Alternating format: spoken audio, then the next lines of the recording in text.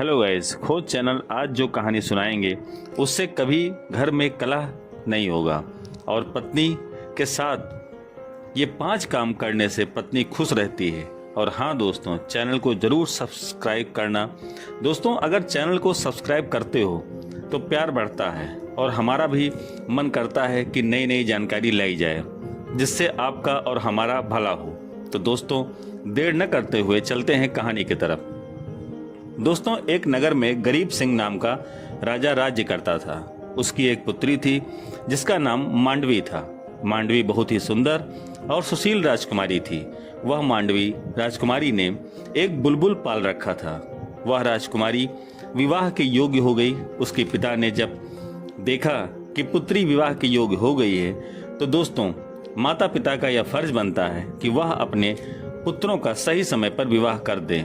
तो उसने सोचा कि आज मांडवी को बुला करके विवाह के विषय में जानकारी मांगा कि कैसा वर चाहिए। तब राजकुमारी ने अपने पिता की हाँ में हाँ मिलाते हुए कहा कि पिताजी, आप जैसा चाहें वैसा करें। अंत में राजा ने तय किया कि वह स्वयंवर रखेगा।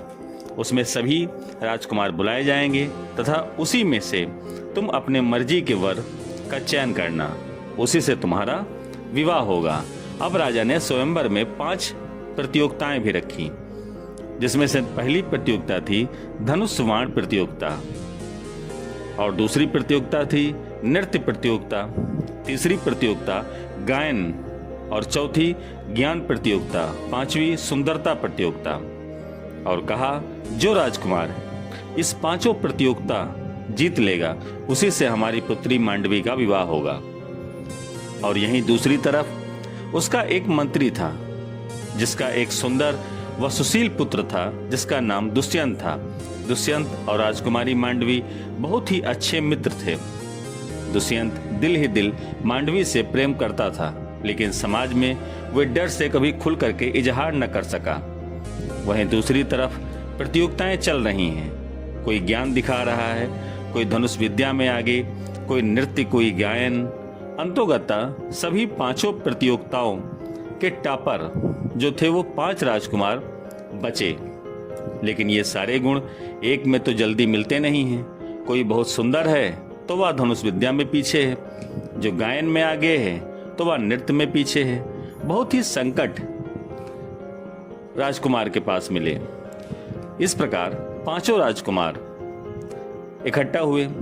राजकुमारी फिर उसके बाद पिता ने कहा कि पुत्री, तुम इनमें से जिसे चाहो उससे शादी कर लो। 5 से तो विवाह हो नहीं सकता है, विवाह एक राजकुमार से होगा। तो मांडवी ने कहा, पिताजी, मैंने पहले भी कहा था, आज भी कह रही हूं, आप जो कहेंगे वही करूंगी। तब राजा ने कहा कि इसके लिए तुम 5 राजकुमारों को रोक लो, उसके बाद तय कर लेना। उधर रोजाना की तरह मांडवी अपने बुलबुल के पास पहुंची। तब बुलबुल ने कहा कि आप चिंतित क्यों हैं। तब राजकुमारी मांडवी ने सारा किस्सा उस पालतू बुलबुल को सुनाया। तब बुलबुल ने कहा, सुनो, लड़की को निम्न बातों पर ध्यान देना चाहिए। पहला, आदमी को अपनी पत्नी को सबके सामने डांटना नहीं चाहिए। अगर उससे कोई गलती हो जाए तो उसे पराये मर्द के सामने नहीं बल्कि एकांत में डांटें और उसे समझाएं। दूसरा, आदमी को अपनी पत्नी को भोग विलास की वस्तु नहीं समझनी चाहिए बल्कि उसके साथ मित्रवत व्यवहार करना चाहिए। तीसरा, पत्नी को घर की नौकरानी नहीं समझना चाहिए, उसे अपना हमसफर मान करके रखना चाहिए और खुशहाल जिंदगी बिताना चाहिए। चौथा, संकट के समय अपने पत्नी को अकेला नहीं छोड़ना चाहिए बल्कि उसके कंधे से कंधा मिला करके उसका साथ देना चाहिए। दोस्तों, ये सारी बात बुलबुल राजकुमारी मांडवी को सुना रही है कि ये निम्न प्रकार के गुण पाए जाते हैं। इन गुणों को देख करके ही राजकुमार का चयन करना। 5वां गुण बताया, अपने पत्नी को अर्धांगिनी समझे, उसे अपना आधा अंग समझे, उसी से विवाह करना चाहिए। जो पति इज्जत न दे उससे विवाह कभी नहीं करना चाहिए। राजकुमारी ने रात भर उन 5 राजकुमारों के बारे में सोचा।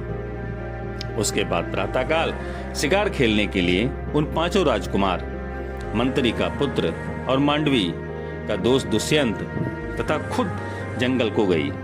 जंगल में चलते चलते काफी दूर चले गए, तभी एक बाघ ने उन 6 पर हमला कर दिया, जिसमें से 5 राजकुमार थे और एक दुष्यंत, जो इनका दोस्त था और मंत्री का लड़का था, जिसे भेजा गया था इनकी सुरक्षा के लिए। सभी राजकुमार घबरा करके भागे तथा भागम भाग मच गया। तभी दुष्यंत तलवार निकाल करके आगे कूदा और ललकारते हुए उस बाघ से लड़ने लगा, और वहीं जो राजकुमार थे वो सब दुमदमा करके भाग निकले और ये भी चिल्लाते हुए कहे कि बचोगे नहीं यहाँ से, चलो भाग चलते हैं। आखिरी में दुष्यंत बाघ से लड़ते हुए विजयी हुआ और बाघ को मार करके राजकुमारी का हाथ पकड़ा और जंगल से बाहर निकाला। तब जाकर राजकुमारी मांडवी ने बुलबुल की बात याद करते हुए दुष्यंत का हाथ थाम लिया और उससे अपना जीवन साथी चुन लिया तथा पिता से बता करके और पिता की अनुमति प्राप्त करके उससे विवाह किया। तो दोस्तों, अगर यह कहानी अच्छी लगी हो तो चैनल को सब्सक्राइब करना और वीडियो को लाइक करना। धन्यवाद। जय हिंद, जय भारत।